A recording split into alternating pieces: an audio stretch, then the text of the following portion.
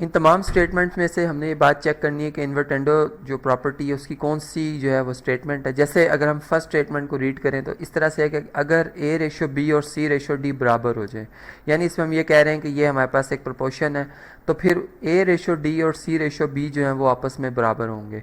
अब देखिए ये जो स्टेटमेंट है बेसिकली जो इन्वर्टेंडो थ्योरम है ये इन्वर्स से आया है, यानी इसमें हम बेसिकली जो है इन्वर्स कर देते हैं। जैसे ए रेशो बी लिखा था हम इसको बी रेशो ए कर देंगे, इनको आपस में इनकी पोजीशन को बदल देंगे। और इसी तरह फिर यहाँ पर सी जो है वो डी की पोजीशन पे आ जाएगा और डी जो है वो सी की पोजीशन पे। तो यहाँ पर अगर हम देखें तो ऐसा हमें कुछ नज़र नहीं आ रहा, लेकिन हम इस तरह से करते हैं कि इस बात को देखते हैं कि आया जो ये इसमें कहा जा रहा है कि जो हमारे पास ए रेशो डी है वो सी रेशो बी के बराबर है। हम अपनी इंफॉर्मेशन के लिए इसको चेक कर लेते हैं कि क्या ऐसा हो भी सकता है या नहीं हो सकता। तो चले जी इसे एक दफ़ा कॉपी करते हैं, ये स्टेटमेंट है हमारे पास और इसे कॉपी करते हैं और फिर पेस्ट कर लेते हैं यहाँ पर। चलें जी ये आ गई स्टेटमेंट। और अब गिवन जो बात है ये बात हम जानते हैं कि ए रेशो बी और सी रेशो डी ये बराबर है। तो इसका मतलब यहाँ हम यूँ स्टार्ट करेंगे कि ए ओवर बी, यानी ए रेशो बी को मैं ए ओवर बी लिख सकता हूँ और सी रेशो डी को मैं सी बाय डी लिख सकता हूँ। अब देखिए यहाँ पर अगर ए रेशो डी हमें चाहिए तो इसका मतलब है कि हमें बोथ साइड पे 1/d से क्या करना होगा, मल्टीप्लाई करना होगा। और फिर यहाँ पर चूंकि b नहीं आ रहा तो हम क्या करेंगे, b/d से b/d से दोनों तरफ क्या कर देंगे जी, यहाँ भी और यहाँ भी b/d से मल्टीप्लाई कर देंगे। इक्वालिटी को चूंकि बरकरार रखना है सेम नंबर से मल्टीप्लाई करेंगे, b से कैंसिल हो जाएगा, जबकि ये बन जाएगा a/d। और यहाँ पे अगर हम देखें तो ये हमारे पास बनता है c multiply by b divided by D, और डी यानी दो दफ़ा डी आगे इनका स्क्वायर हो जाएगा, तो ये डी स्क्वायर बन गया। अब आप देखो कि क्या ये वो बात है जो कि ऊपर लिखी हुई है। अगर मैं इसको रेशो की शेप पे लिखूँ तो मैं यूँ कह सकता हूँ कि ए रेशो बी जो है ये इक्वल टू है जी C B ratio D square के।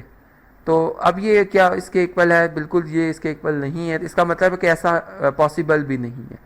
यानी जो बात एक तो रॉन्ग इस लिहाज से है कि जो हमारे पास इन्वर्टेंडो थ्योरम की स्टेटमेंट है वो ये नहीं है, और दूसरी बात ये है कि इसमें जो कहा जा रहा है वो ऐसा एग्जिस्ट भी नहीं करता।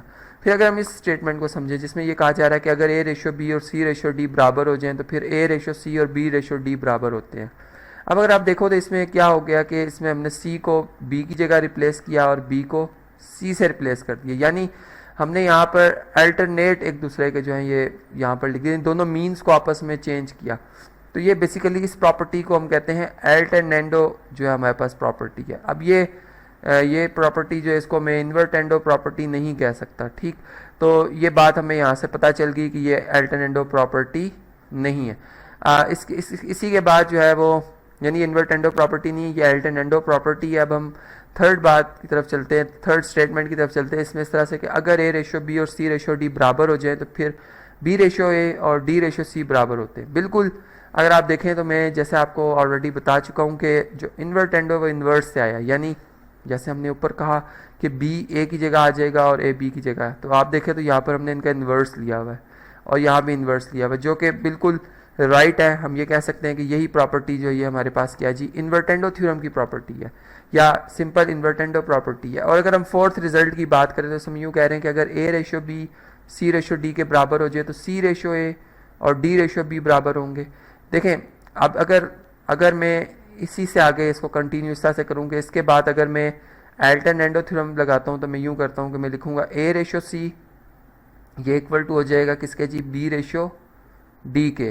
ये मैंने कौन सी प्रॉपर्टी लगाई है जी, ये मैंने लगाई है अल्टरनेंडो प्रॉपर्टी। और अगर मैं इस अल्टरनेंडो प्रॉपर्टी के ऊपर फर्दर जो है वो इन्वर्टेंडो प्रॉपर्टी लगा दूँ, जो कि मैंने यहाँ पर आपको बताई कि हम ए को बी की जगह और बी को ए की जगह लिख दें, तो ये सी को अगर ए की जगह लिख दिया जाए और ये बन जाएगा जी सी इज टू ए, और जबकि यहाँ पे हमारे पास आ जाएगा डी इज टू बी, जो कि फिर ऊपर जो लिखी हुई कंडीशन है वो, यानी ऐसा एग्जिस्ट कर सकता है। लेकिन ये जो प्रॉपर्टी इसको हम इन्वर्टेंडो प्रॉपर्टी नहीं कहेंगे, ये बेसिकली दो प्रॉपर्टीज के बाद आने वाला कोई रिजल्ट है जो कि यहाँ पर हमने लिखा हुआ है। तो फिर जो हमसे बात पूछी गई थी उसके मुताबिक ये वो रिजल्ट नहीं है। इसी तरह इसको भी हमने देखा था कि ये अल्टरनेंडो प्रॉपर्टी थी, ये इन्वर्टेंडो प्रॉपर्टी नहीं थी।